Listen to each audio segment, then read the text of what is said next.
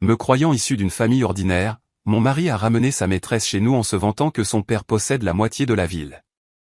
Ce qu'il ignore, c'est que mon père est un PDG milliardaire. J'ai envoyé un SOS. 5 minutes plus tard. Mon mari a franchi notre porte d'entrée avec une autre femme à son bras, l'a assise à ma table à manger, et m'a dit que je devrais être reconnaissante qu'elle m'apprécie. Je me souviens de l'heure exacte parce que j'ai regardé l'horloge accrochée au-dessus de la cuisinière. 18h14. C'était un jeudi début septembre, et je venais de finir de préparer une soupe de poulet aux nouilles. Rien de sophistiqué, juste le genre de dîner que les gens mariés depuis 14 ans préparent en semaine. Les fenêtres étaient ouvertes. Une douce brise de Normandie flottait dans la cuisine. Je mettais les bols quand j'ai entendu le camion de Jean-Luc s'arrêter dans l'allée. Au début, rien ne semblait inhabituel. Puis j'ai entendu des rires, un rire de femme. J'ai essuyé mes mains sur un torchon et me suis dirigé vers le couloir d'entrée. La porte s'est ouverte. Jean-Luc est entré et juste derrière lui se tenait une grande femme blonde vêtue d'une robe couleur crème, portant un sac à main de créateur qui coûtait probablement plus cher que mon budget mensuel d'épicerie. Pendant une seconde, j'ai honnêtement cru que je m'étais trompé de maison. Jean-Luc a souri décontracté. « Salut, Sophie. » Comme si rien n'était étrange. Comme s'il n'avait pas ramené une autre femme chez nous. La femme a jeté un coup d'œil autour de l'entrée. « Oh, cet endroit est mignon. » Mignon. Nous avions passé 12 ans à payer cette maison.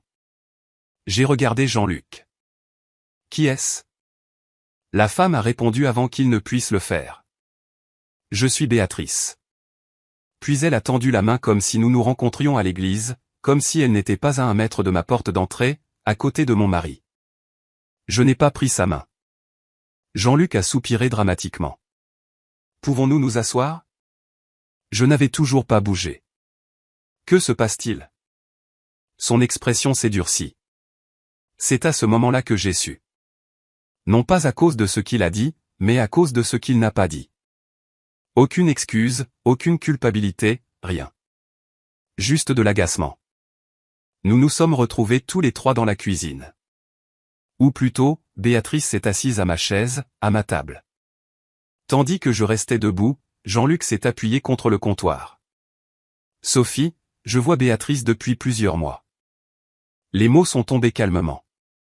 Pas d'explosion, pas de musique dramatique, juste une phrase. Une phrase ordinaire qui a brisé 14 ans de mariage. Je l'ai regardé fixement. Plusieurs mois. J'ai pensé à toutes les soirées où il avait travaillé tard, à tous les voyages d'affaires, à tous les week-ends où il prétendait rencontrer des investisseurs. Les mensonges s'assemblaient soudain comme les pièces d'un puzzle que je n'avais jamais voulu résoudre. Béatrice a croisé une jambe sur l'autre. Elle avait l'air complètement à l'aise, comme si elle avait répété cela. Jean-Luc a continué. Je pense qu'il est préférable que nous soyons adultes à ce sujet. Adultes.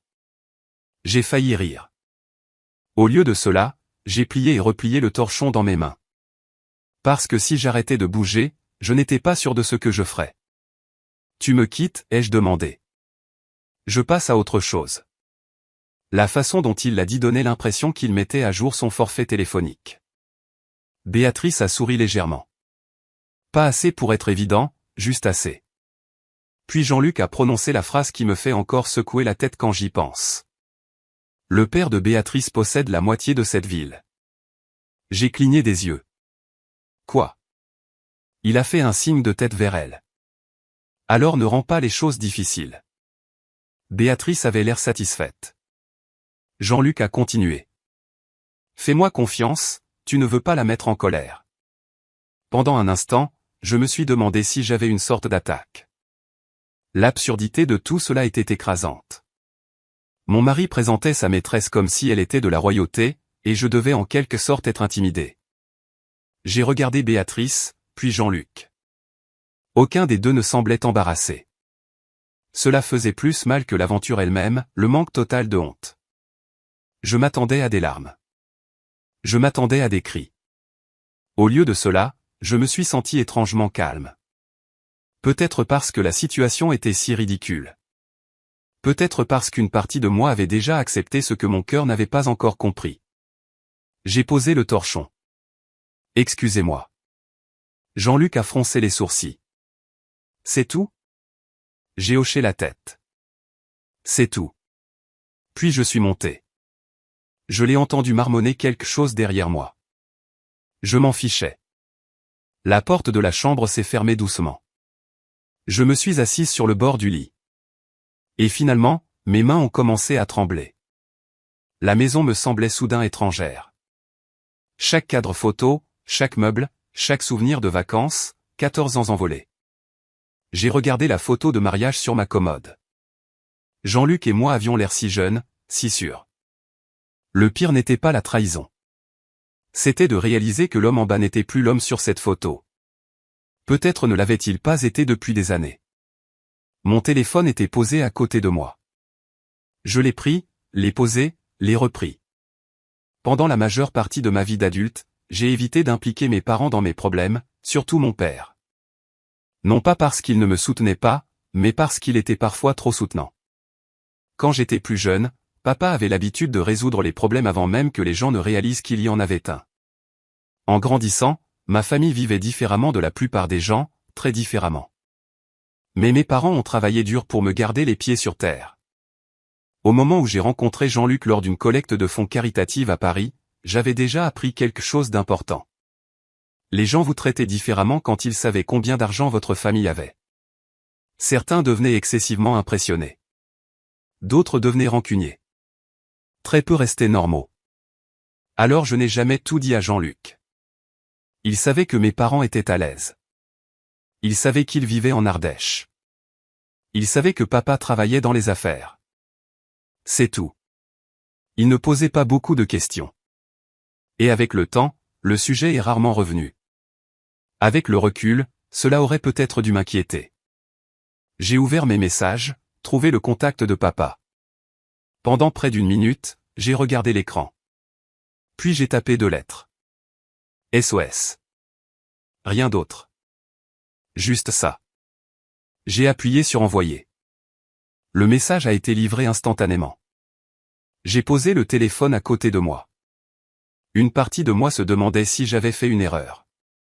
Peut-être que je devrais gérer cela moi-même. Peut-être que je devrais. Le téléphone a sonné. 5 minutes. Exactement 5 minutes. Papa? J'ai répondu. Salut. Ma voix s'est brisée. Il y a eu un bref silence. Puis sa voix est venue. Calme, stable, la même voix qui m'avait guidé à travers chaque crise depuis l'enfance. Sophie. C'est tout ce qu'il a dit. Et d'une certaine manière, entendre mon nom m'a presque brisé. J'ai avalé difficilement. Papa. Une autre pause. Puis son ton a changé. Pas plus fort. Juste plus aigu. Protecteur. La façon dont il devenait toujours quand quelqu'un blessait un de ses enfants. Sophie, dit-il doucement, dis-moi exactement qui a besoin d'une leçon. Pour la première fois de la soirée, j'ai souri parce que quelque part en bas, mon mari pensait qu'il avait tout le pouvoir et il n'avait absolument aucune idée de ce qui allait se passer. Mon père n'a pas élevé la voix pendant cet appel téléphonique. C'est ce qui m'inquiétait. Les gens qui ne connaissaient pas Richard Leclerc supposaient souvent qu'il était doux parce qu'il parlait doucement. Les employés l'aimaient. Les voisins l'appréciaient. Les serveurs se souvenaient de lui parce qu'il demandait toujours leur nom.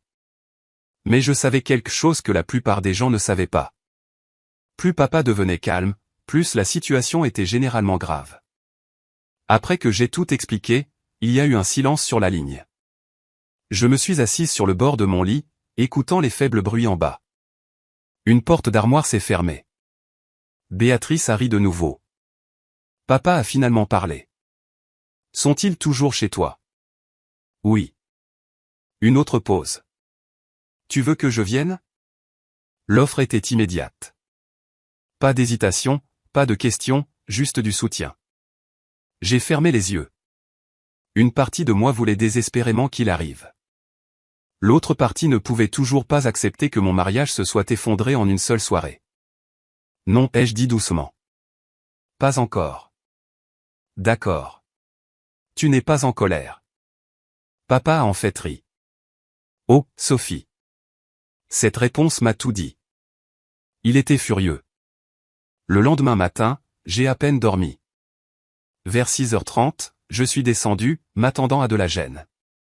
Au lieu de cela, j'ai trouvé une note sur le comptoir de la cuisine. Parti pour le petit déjeuner. Jean-Luc. Aucune excuse, aucune explication, rien. J'ai fait du café et je me suis tenu près de la fenêtre, regardant le quartier se réveiller. Des enfants attendant les bus scolaires. Un homme promenant son Golden Retriever. Un camion de livraison déposant des colis. La vie normale continuait pendant que la mienne avait l'impression d'avoir explosé. Vers 9h, mon amie Caroline a appelé. Caroline et moi nous connaissions depuis près de 20 ans. Elle a immédiatement senti que quelque chose n'allait pas. Que s'est-il passé? Je n'avais pas l'intention de lui dire. Puis soudain, je lui ai tout raconté. Chaque détail, l'aventure, la maîtresse, l'humiliation, le commentaire ridicule sur la possession de la moitié de la ville. Quand j'ai eu fini, Caroline est restée silencieuse pendant plusieurs secondes. Puis elle a dit exactement ce que j'avais besoin d'entendre. Sophie, rien de tout cela ne semble être de ta faute. J'ai regardé dans mon café. Je n'arrête pas de me demander ce que j'ai manqué. Tu as manqué un menteur. Simple, direct, réconfortant. Malheureusement, la réalité est devenue plus laide la semaine suivante. Jean-Luc a cessé de faire semblant. Béatrice a commencé à apparaître partout. Restaurants, événements d'affaires, réseaux sociaux. Des amis ont commencé à entendre des rumeurs avant même que je ne dépose ma demande de divorce. Selon la version des faits de Jean-Luc, notre mariage était en difficulté depuis des années. Selon la version de Jean-Luc, j'étais distante, désintéressée, froide. Cela m'a étonné de voir à quelle vitesse quelqu'un pouvait réécrire l'histoire. Un après-midi, j'ai rendu visite à notre avocat. Eh bien, techniquement mon avocat. Papa avait recommandé un cabinet d'avocats à Paris. Je m'attendais à des discussions sur le partage des biens et la paperasse. Au lieu de cela, la réunion a pris une tournure très différente. Maître Antoine Dubois a passé près de 2 heures à examiner des dossiers financiers. Plus il regardait, plus son expression devenait sérieuse. Finalement, il a retiré ses lunettes. « Sophie, je dois vous demander quelque chose. » Mon estomac s'est serré. « D'accord. Avez-vous autorisé ces prêts ? » Il a tourné son ordinateur portable vers moi. J'ai examiné les documents. Plusieurs signatures apparaissaient en bas. Mes signatures ? Ou du moins, elles y ressemblaient. Sauf que ce n'était pas le cas. Mon sang s'est glacé. Non. Maître Dubois s'est penché en arrière. Vous êtes certaine ? Absolument. Il a ouvert un autre dossier, puis un autre, et un autre. Plus de signatures, plus d'autorisation, plus de transactions financières. Aucune n'était approuvée par moi. À la fin de la réunion, je me sentais physiquement malade. Jean-Luc n'avait pas seulement trompé. Il avait apparemment utilisé des actifs liés à un trust établi par mon grand-père il y a des années. Pas d'énormes sommes, mais assez pour créer de sérieux problèmes. Assez pour potentiellement impliquer de la fraude. Je suis rentré chez moi en silence. La trahison semblait soudain plus grande, plus profonde, plus calculée. Ce soir-là, j'ai appelé papa. Il a écouté attentivement. Quand j'ai eu fini, il a posé une question. Que recommandent vos avocats ? Ils veulent un expert comptable judiciaire. Bien. J'ai hésité. Papa ? Oui. Depuis combien de temps soupçonnez-vous que Jean-Luc n'était pas celui qu'il prétendait être ? Silence, puis un long soupir. Plus longtemps que je ne voudrais l'admettre. Je n'ai pas été surprise. Les pères remarquent des choses, surtout les pères qui ont passé des décennies à négocier des affaires de milliards d'euros. Papa a continué. J'espérais me tromper. Moi aussi. Pour la première fois de toute la conversation, sa voix s'est adoucie. Je suis désolé, ma chérie. Cela m'a presque fait pleurer. Non pas parce que j'avais besoin de sympathie, mais parce que je savais qu'il le pensait. Quelques jours plus tard, quelque chose s'est passé qui m'a fait rire pour la première fois depuis que tout s'était effondré. Un rire authentique, le genre qui vous prend par surprise. Caroline m'a envoyé des captures d'écran des réseaux sociaux. Jean-Luc et Béatrice avaient assisté à un gala de charité en centre-ville. Jean-Luc posait à côté de propriétaires d'entreprises locales et de promoteurs. Sous une photo, quelqu'un a commenté « Est-il vrai que le père de Béatrice possède la moitié de la ville ?» Une autre personne a répondu « La moitié de la ville ». Une troisième personne a répondu « Il possède 3 concessions automobiles ». J'ai regardé mon téléphone. Puis j'ai ri si fort que j'ai failli renverser mon thé. 3 concessions. C'était l'empire terrifiant dont j'étais censé avoir été averti. Je ne me moquais pas d'un succès honnête. 3 concessions, c'est impressionnant, mais ce n'était pas exactement la dynastie que Jean-Luc avait décrite dans ma cuisine. Apparemment, même certains dirigeants d'entreprises locales trouvaient la prétention amusante. Les captures d'écran continuaient. Plus de commentaires, plus de blagues. Une personne a demandé si la moitié de la ville incluait le parking de l'aéroport. J'ai ri jusqu'à ce que des larmes apparaissent dans mes yeux. C'était merveilleux. Non pas parce que Jean-Luc avait l'air ridicule, mais parce que pendant quelques minutes, je n'avais pas le cœur brisé. J'étais juste amusé.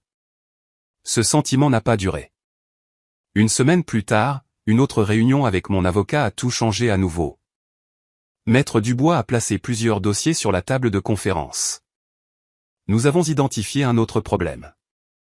Mon estomac s'est immédiatement noué. Quoi maintenant? Il a échangé un regard avec l'un de ses associés. Puis il a ouvert un rapport de propriété. L'adresse me semblait familière. Très familière. Je l'ai lu 2 fois, puis une 3e fois. C'était l'un des plus grands projets de développement commercial de Jean-Luc, un projet dont il s'était vanté constamment l'année précédente. Maître Dubois a croisé les mains. Cette propriété a récemment changé de propriétaire. Qu'est-ce que cela signifie? Cela signifie que l'entreprise qui contrôle maintenant la propriété a un levier important. J'ai froncé les sourcils. Quelle entreprise? Maître Dubois a souri légèrement. Puis il a mentionné un nom de société que j'ai immédiatement reconnu. Une des entreprises de papa. J'ai cligné des yeux. Quoi? Maître Dubois a hoché la tête. L'acquisition a eu lieu il y a des mois. Je suis resté sans voix. Jean-Luc n'en avait aucune idée. Pendant près d'1 an, il avait élaboré des plans sur des terres désormais contrôlées par l'une des sociétés liées à l'empire commercial de mon père. L'ironie était presque incroyable. Ce soir-là, je suis allé en Ardèche et j'ai rencontré papa chez lui, la même maison que Jean-Luc croyait appartenir à un homme d'affaires à la retraite. Papa et moi nous sommes assis sur la véranda arrière, surplombant le lac. Le soleil se couchait. Pendant un moment, aucun de nous n'a parlé. Finalement, j'ai rompu le silence. Tu as acheté son projet? Papa a ri. Non. Alors que s'est-il passé? Nous avons acquis la société mère. J'ai ri malgré moi. Bien sûr qu'il l'avait fait. C'est ainsi que fonctionnaient les sociétés valant des milliards. Non pas par des prises de contrôle dramatiques, mais par des transactions discrètes que la plupart des gens ne remarquaient jamais. Papa a siroté son café. Jean-Luc pense qu'il opère sur une très grande scène. J'ai regardé à travers l'eau. La brise du soir soufflait à travers les arbres. Pour la première fois depuis des semaines, je ressentais autre chose que de la douleur. Je ressentais de la perspective. Papa m'a regardé. Non pas en tant que président, non pas en tant que milliardaire, juste en tant que mon père. Puis il a dit quelque chose dont je me souviendrai très longtemps. Ton mari pense qu'il joue aux échecs. J'ai souri faiblement. Papa a rendu le sourire. Il ne se rend pas compte qui tient l'échiquier. Et à ce moment-là, aucun de nous ne savait que la plus grande surprise nous attendait encore. 3 semaines après que Jean-Luc ait ramené Béatrice chez moi, j'ai reçu une invitation qui m'a presque fait m'étouffer avec mon café. Elle est arrivée dans une épaisse enveloppe couleur crème, papier cher, lettres dorées, le genre d'invitation que les gens commandent quand ils veulent que tout le monde sache qu'ils ont dépensé de l'argent. J'étais assise à ma table de cuisine quand je l'ai ouverte. Caroline était en visite. Elle a regardé mon expression changer. Qu'est-ce que c'est? Je lui ai tendu la carte. Elle l'a lue, puis a cligné des yeux, puis l'a relue. Oh mon Dieu! En haut se trouvaient les mots « Célébrer l'avenir de Jean-Luc Dubois et Béatrice Leroy ». Une célébration de fiançailles. Mon divorce n'était même pas finalisé.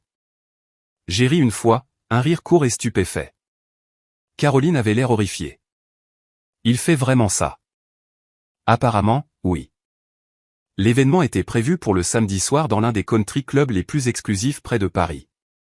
La liste des invités comprenait des propriétaires d'entreprises locales, des investisseurs, des politiciens et des dizaines de personnes que Jean-Luc voulait désespérément impressionner.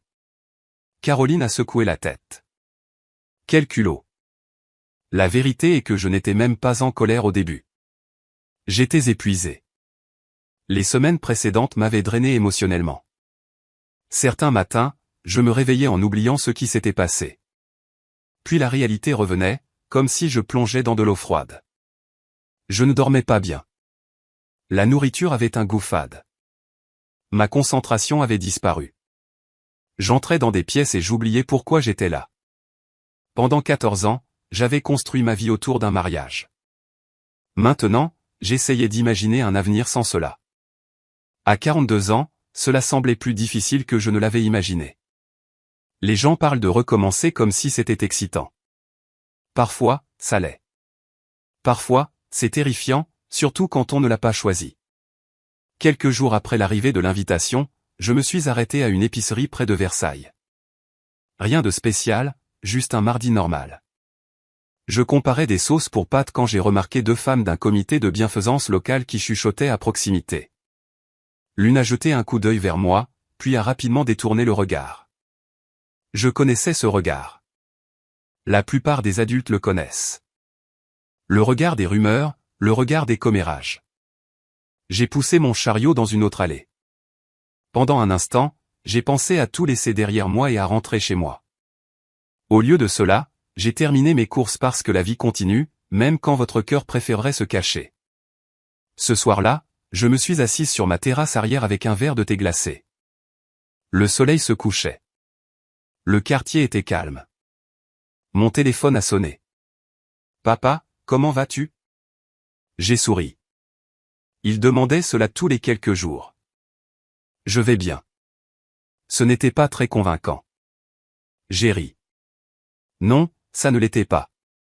Il a laissé le silence s'installer confortablement entre nous. Puis il a dit quelque chose d'inattendu. Nos enquêteurs ont trouvé des informations supplémentaires. Je me suis redressé. Quel genre d'informations ? À propos de Béatrice. Cela a attiré mon attention. Pendant plusieurs secondes, j'ai écouté attentivement, puis papa a partagé quelque chose que ni l'un ni l'autre n'avions anticipé. Apparemment, Béatrice n'avait pas été aussi dévouée à Jean-Luc qu'elle le prétendait. Selon les informations recueillies par les avocats et les enquêteurs, elle était entrée dans la relation en croyant que Jean-Luc était beaucoup plus riche qu'il ne l'était en réalité. Jean-Luc avait beaucoup exagéré. Des propriétés qu'il ne possédait pas, des investissements qu'il ne contrôlait pas, des entreprises qui n'étaient pas aussi prospères qu'il l'avait prétendu. J'ai regardé à travers mon jardin. Tu plaisantes. J'aimerais que ce soit le cas. Un rire m'a échappé. Non pas parce que la situation était drôle, mais parce qu'elle était absurde. Jean-Luc avait quitté sa femme pour une femme qui croyait une version fictive de lui. L'ironie était presque belle. Est-ce qu'elle sait ? Pas encore. Après que nous ayons raccroché, je suis resté assise là longtemps à réfléchir. Une question revenait sans cesse. Combien de mon mariage avait été réel ?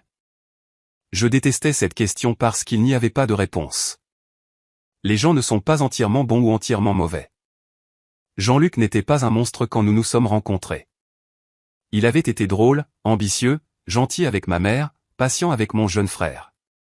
L'homme que j'ai épousé avait existé. Du moins, je croyais qu'il avait existé. Quelque part en chemin, la cupidité et l'ego avaient pris le dessus. Cette prise de conscience faisait plus mal que la colère ne le ferait jamais. La semaine suivante a été un tourbillon de réunions. Avocats, comptables, documents, preuves. J'ai appris plus sur les enquêtes financières que je n'aurais jamais voulu savoir. Tous les quelques jours, une nouvelle découverte faisait surface. Des prêts supplémentaires, des fausses déclarations, des omissions. Rien de suffisamment dramatique pour la télévision, mais assez grave dans la vraie vie. Pendant ce temps, Jean-Luc continuait à préparer sa célébration de fiançailles. Des mises à jour sur les réseaux sociaux apparaissaient constamment. Photos, annonces, visages souriants, restaurants chers, week-end, déclarations publiques de bonheur. Plus il essayait de paraître prospère, plus cela semblait désespéré. Un après-midi, j'ai rencontré papa et plusieurs avocats dans une salle de conférence à Lyon. Des piles de documents couvraient la table. Pendant des heures, nous avons examiné les preuves. Quand la réunion a pris fin, tout le monde est parti sauf papa et moi. La pièce est finalement devenue silencieuse. J'ai regardé les dossiers, les rapports, les signatures, la preuve. Puis j'ai posé la question qui me tracassait. Et si c'est trop? Papa m'a étudié. Qu'est-ce que tu veux dire? Et si tout exposé le ruine? Pour la première fois de la journée, personne n'a parlé. J'ai regardé la table. La question semblait ridicule après tout ce que Jean-Luc avait fait.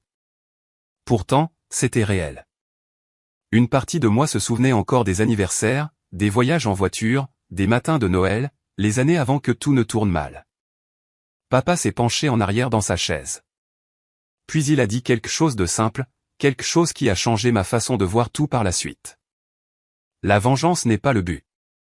J'ai levé les yeux. La vérité est que c'était tout.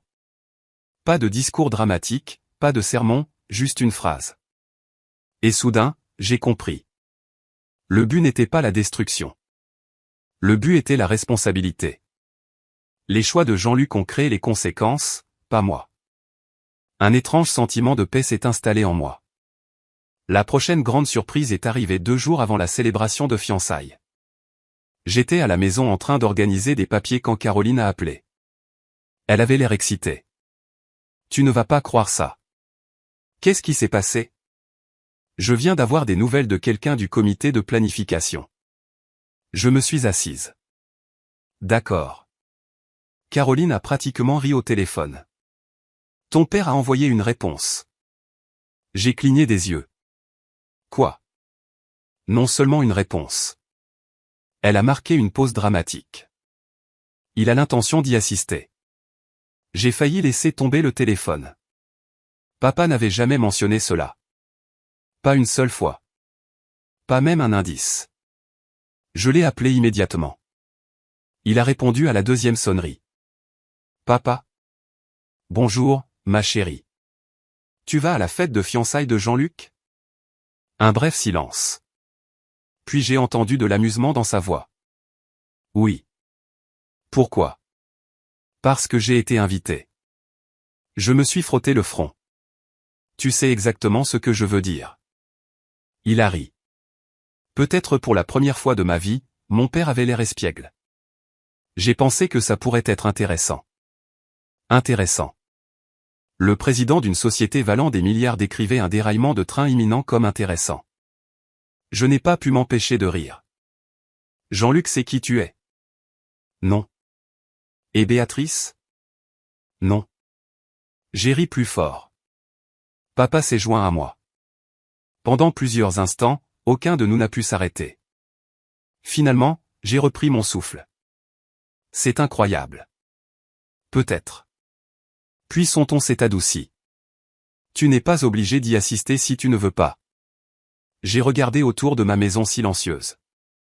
La maison où mon mariage avait pris fin. La maison où j'avais pleuré, où je m'étais remise en question, où j'avais commencé à me reconstruire. Non, ai-je dit. Je pense que si. Après que nous ayons raccroché, je suis resté seul en silence. Samedi arrivait. La célébration des fiançailles arrivait et quelque part, Jean-Luc Dubois se préparait pour la plus grande nuit de sa nouvelle vie. Il croyait que tout le monde applaudirait son avenir. Il croyait que son image soigneusement construite était sécurisée. Ce qu'il ne savait pas, c'est qu'une invitation avait déjà atterri entre les mains de la seule personne capable de tout exposer, et en moins de 48 heures, la pièce qu'il s'attendait à impressionner deviendrait la pièce où tous les mensonges le rattraperaient enfin. Le samedi est arrivé, froid et gris, le genre de soirée d'automne de Normandie où le ciel ressemble à de l'acier. J'ai passé la majeure partie de la journée à me demander si je devais y aller. Non pas parce que j'avais peur de Jean-Luc, mais parce que je n'étais pas sûr de vouloir revivre l'humiliation. Plusieurs fois, j'ai envisagé de rester à la maison, de commander à emporter, de regarder de vieux films, de faire comme si rien de tout cela n'avait d'importance. Mais au fond, je savais que je devais être là. Non pour la vengeance, mais pour tourner la page. Vers 17 heures, Caroline est arrivée chez moi. Elle est entrée, portant 2 ou sa vêtements. « Tu ne vas absolument pas te défiler. » J'ai ri. Étais-je si évidente? Complètement. Au cours de l'heure suivante, elle m'a aidé à me préparer. Rien de flashy. Rien conçu pour rivaliser avec Béatrice. Une simple robe bleu marine, des boucles d'oreilles en perles que ma mère m'avait données il y a des années. Des talons confortables. Pour la première fois depuis des semaines, je me suis regardé dans le miroir et je me suis reconnu. Pas la femme que Jean-Luc avait abandonnée. Pas la femme dont les gens chuchotaient. Juste moi. Cela m'a semblé étonnamment puissant. Le country club était situé juste à l'extérieur de Paris. Belle propriété, entrée en pierre, jardin bien entretenu, grande salle de bal donnant sur un terrain de golf. Alors que Caroline et moi nous garions, des véhicules de luxe remplissaient presque chaque place, des Mercedes, des BMW, des Cadillac, quelques Bentley. Clairement, Jean-Luc avait réussi à attirer le public qu'il voulait. À l'intérieur, des serveurs portaient des plateaux de champagne. Une douce musique de piano jouait. Les gens se mêlaient sous des lustres en cristal. Partout où je regardais, il y avait des visages familiers. Des propriétaires d'entreprises, des leaders communautaires, d'anciens amis. Quelques personnes m'ont immédiatement remarqué. Les conversations se sont arrêtées, les têtes se sont tournées. L'énergie de la pièce a changé. Être l'ex-femme à la fête de fiançailles de son mari n'est pas vraiment une expérience confortable. Caroline m'a serré le bras. « Ça va ?» J'ai hoché la tête. « Demande-moi dans 1 heure. » Près du centre de la salle de bal se tenaient Jean-Luc et Béatrice. Jean-Luc portait un costume cher. Béatrice portait une robe argentée scintillante. Tous deux semblaient enchantés d'eux-mêmes. À l'arrivée des invités, ils saluaient tout le monde comme des célébrités marchant sur un tapis rouge. Pendant un instant, j'ai simplement regardé et quelque chose d'inattendu s'est produit. Je n'ai pas ressenti de jalousie. Je n'ai pas ressenti de colère. Je me sentais surtout fatigué. Fatigué des mensonges. Fatigué de la performance. Fatigué de faire comme si les apparences comptaient plus que le caractère. Finalement, Jean-Luc m'a repéré. Son sourire a vacillé brièvement. Puis il s'est ressaisi. Il s'est approché avec confiance. Eh bien. J'ai attendu. Il a jeté un coup d'œil à Caroline. Puis à moi. Je suis surpris que tu sois venu. Je suis surprise que tu m'aies invité. Quelques invités à proximité ont fait semblant de ne pas écouter. Jean-Luc a souri d'un air contraint. J'ai pensé que c'était la chose mature à faire. Caroline a failli s'étouffer, essayant de ne pas rire. Avant que je ne puisse répondre, Béatrice est apparue à ses côtés. Elle m'a regardé de haut en bas. Pas ouvertement impolie. Juste assez. Bonjour, Sophie. Béatrice. Un silence gênant a suivi. Finalement, Jean-Luc s'est éclairci la gorge. Nous sommes très heureux. J'ai hoché la tête.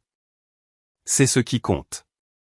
L'expression de son visage suggérait que ce n'était pas la réponse qu'il attendait.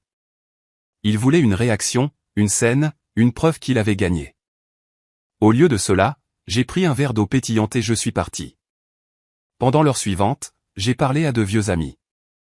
Certains se sont excusés d'avoir cru aux rumeurs. D'autres ont admis qu'ils avaient soupçonné que quelque chose n'allait pas. Plusieurs personnes ont discrètement partagé leurs inquiétudes concernant le comportement récent de Jean-Luc. Apparemment, je n'étais pas la seule à remarquer des fissures dans son histoire. Puis, peu après 19h30, tout a changé.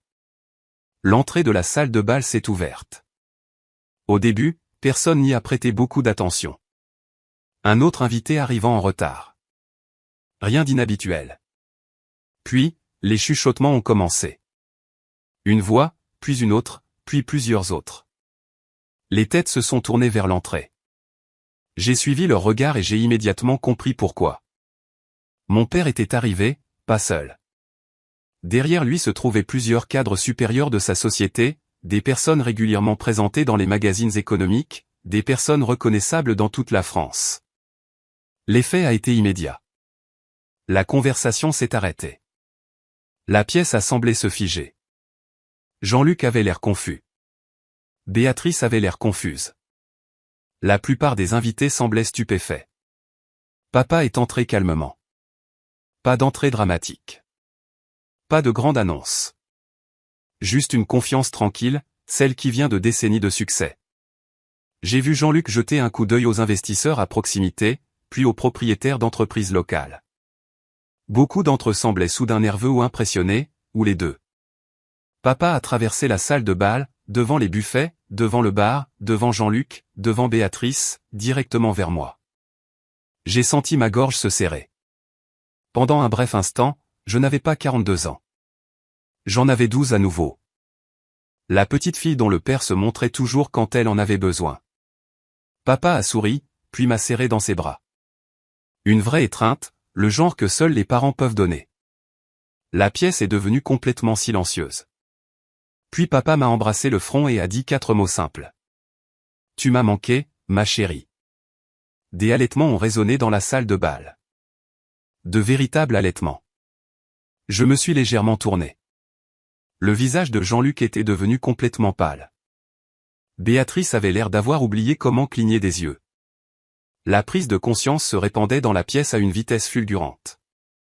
Les gens faisaient le lien. Richard Leclerc. Sophie Leclerc, la fille de Richard Leclerc. Mon père s'est finalement tourné vers Jean-Luc. Pendant plusieurs secondes, personne n'a parlé. Puis papa a tendu la main. Professionnel, poli, presque amical. Jean-Luc. Jean-Luc a regardé. Sa bouche s'est ouverte. Puis s'est refermée, puis s'est rouverte. Aucun mot n'est sorti. La scène aurait été drôle si elle n'avait pas été si surréaliste. Finalement, il a réussi. Monsieur Leclerc. Papa a hoché la tête. Bonsoir. Jean-Luc avait l'air d'un homme découvrant la gravité pour la première fois. Tout ce qu'il avait cru de moi s'effondrait. Tout ce qu'il avait supposé. Tout ce qu'il avait écarté, disparut autour de nous. Les chuchotements se sont multipliés. Les invités ont sorti leur téléphone. Les gens ont échangé des regards. Personne ne voulait manquer ce qui allait se passer ensuite. Papa est resté calme. Événement intéressant. Jean-Luc a avalé difficilement. Monsieur, je. Il ne savait pas par où commencer. Moi non plus. Puis papa a prononcé la phrase qui a changé toute la soirée. Mes avocats m'ont demandé de vous informer que certains documents ont été soumis plus tôt cette semaine. Jean-Luc s'est figé. La couleur a encore plus déserté son visage.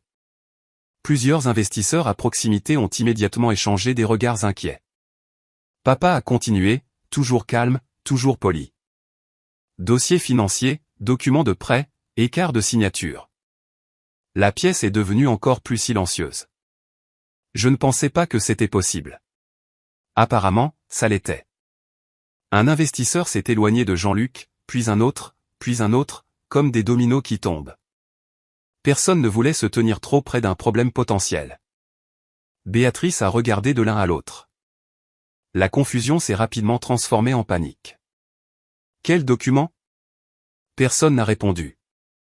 Papa n'était pas intéressé à humilier qui que ce soit. Il a simplement énoncé des faits. Cela a rendu la chose bien plus dévastatrice. Un promoteur local s'est approché de l'un des partenaires commerciaux de Jean-Luc. Leur conversation a duré moins de 30 secondes. Le partenaire est immédiatement parti. Sans dire au revoir, d'autres départs ont suivi, un banquier, un investisseur, un consultant. Les gens ont commencé à prendre discrètement leur distance. Non pas parce que papa leur a ordonné, mais parce que l'information change les décisions. Puis est venu le moment que personne n'attendait. Y compris moi. Béatrice s'est tournée directement vers Jean-Luc.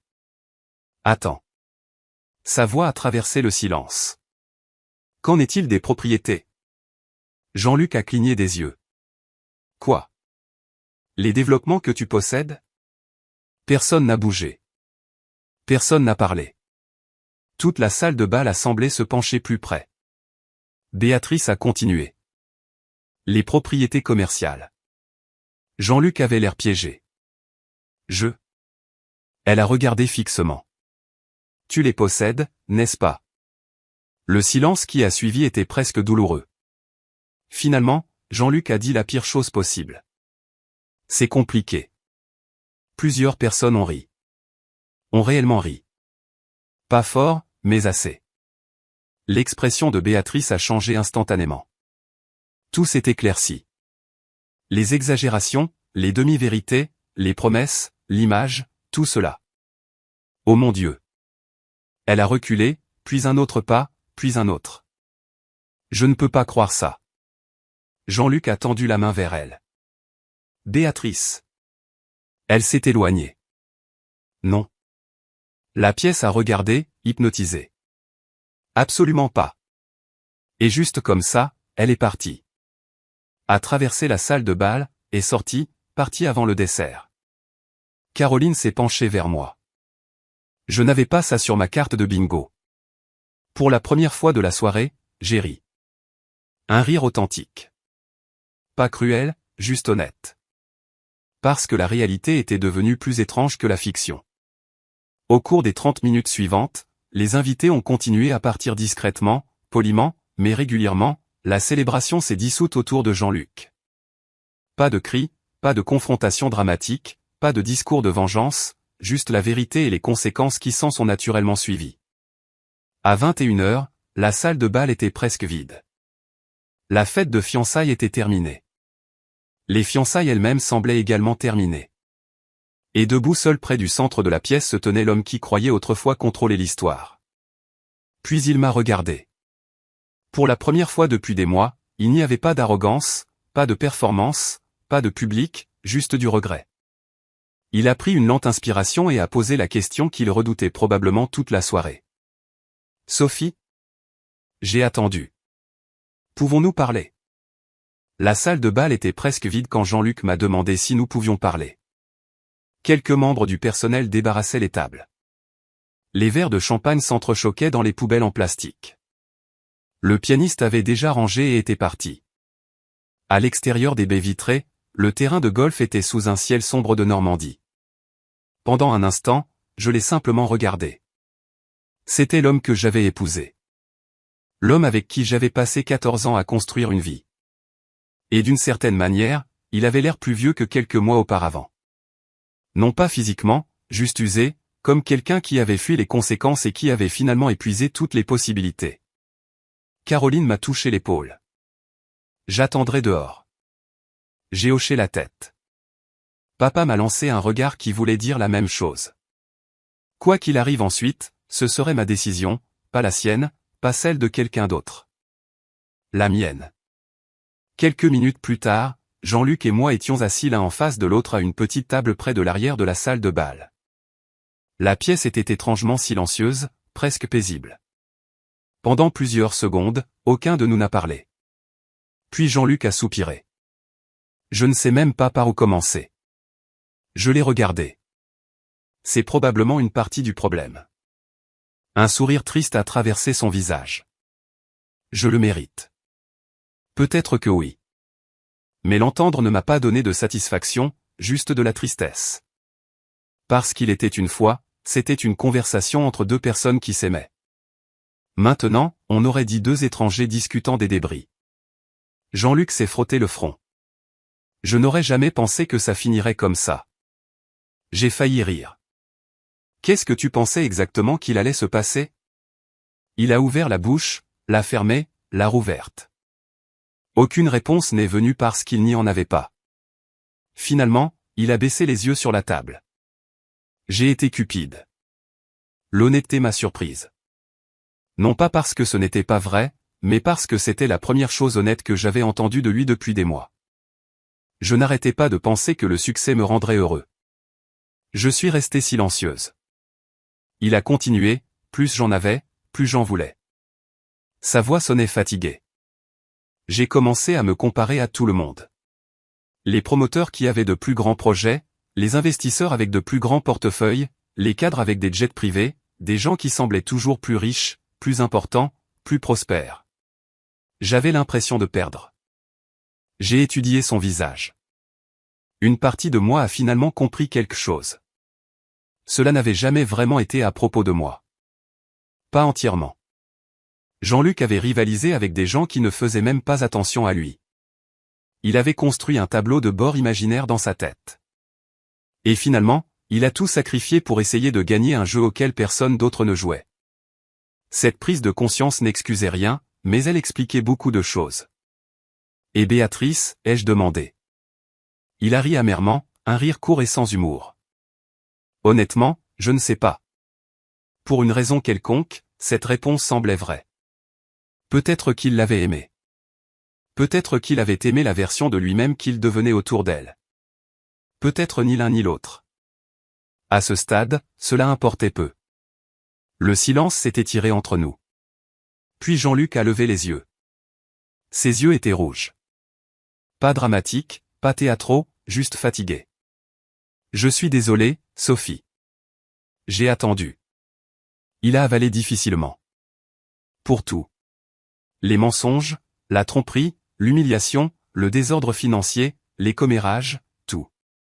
Je croyais qu'il le pensait. C'était la partie étrange. Des mois plus tôt, j'aurais tout donné pour entendre ces mots. Maintenant, il semblait tardif, pas insignifiant, juste tardif. Parce que les excuses ne peuvent pas reconstruire la confiance une fois qu'elle est partie. Elles peuvent reconnaître les dommages. Elles ne peuvent pas les effacer. J'ai croisé les mains. Tu sais ce qui fait le plus mal? Jean-Luc a hoché la tête lentement. Quoi? Le fait que je serais resté. Ses yeux se sont écarquillés. Si tu étais venu me voir avant tout ça.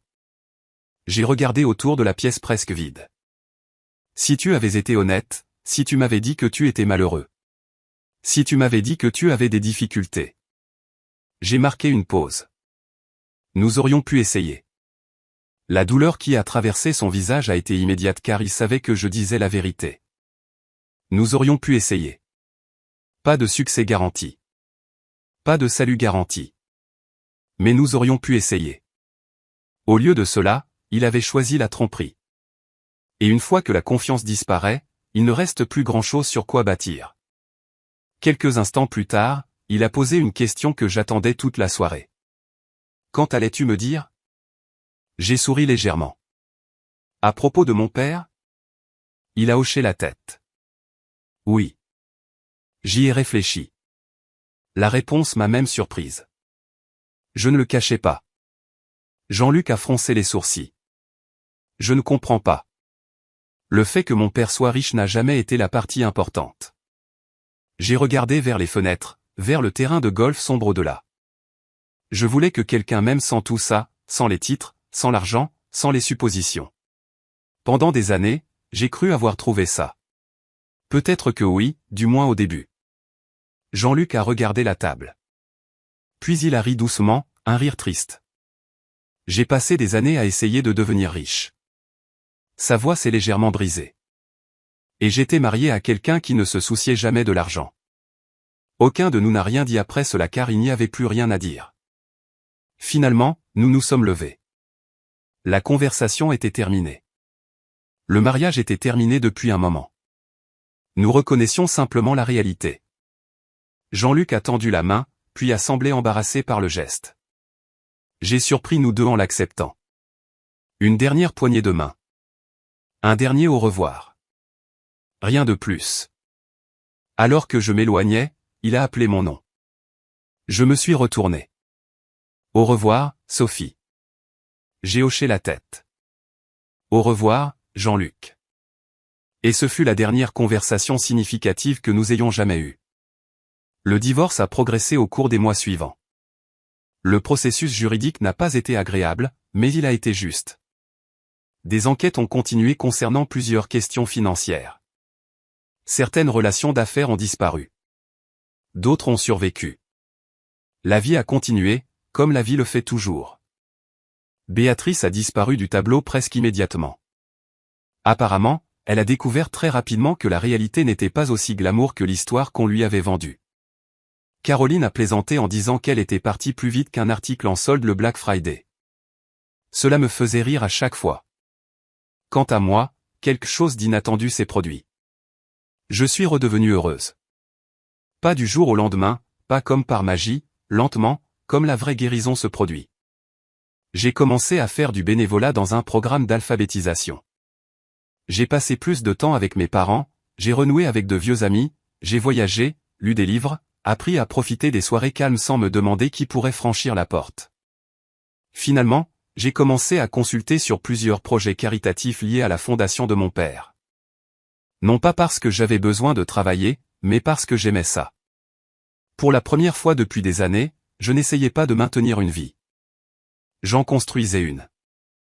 Et cela me semblait différent, plus sain, plus honnête. En y repensant maintenant, les gens me demandent souvent si je regrette d'avoir gardé la richesse de ma famille secrète. La réponse est non. Pas du tout. L'argent ne crée pas le caractère. Il le révèle. Quand les gens croient que vous n'avez rien à offrir sauf vous-même, vous apprenez très rapidement qui vous apprécie pour les bonnes raisons. Cette leçon a été douloureuse, mais elle valait la peine d'être apprise. S'il y a une chose que cette expérience m'a apprise, c'est que la vérité a une étrange façon d'arriver exactement quand elle est nécessaire. Parfois, elle arrive discrètement. Parfois, elle arrive d'un coup. Dans tous les cas, elle finit par se manifester. Et si vous avez déjà eu quelqu'un qui vous a sous-estimé, trahi votre confiance ou pris la gentillesse pour de la faiblesse, j'espère que cette histoire vous rappellera que votre valeur n'a jamais été déterminée par leur opinion.